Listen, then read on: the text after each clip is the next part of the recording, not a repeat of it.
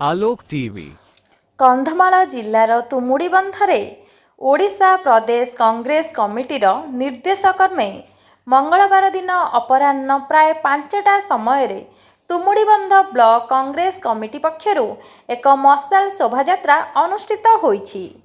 तुमुडीबंध block Congress committee सभापति श्याम सुंदर बड़सेठଙ୍କ नेतृत्व कांग्रेस कर्मी माने तुमुडीबंध बसस्टाण्डु बाहरी आंबेडकर छक पर्यंत मशाल शोभायात्रा करथिले।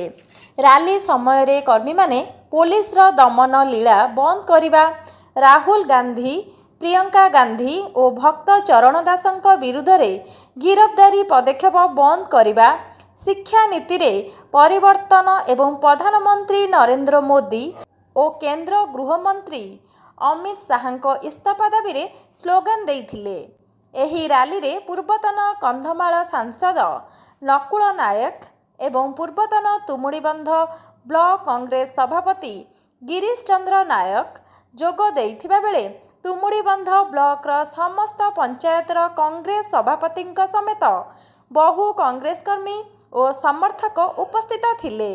रैली शेष रे प्रतिवाद स्वरूप कांग्रेस कर्मी माने प्रधानमंत्री नरेंद्र मोदी और केंद्र गृहमंत्री अमित शाहଙ୍କ ଫଟୋ ଦାହ କରିଥିଲେ।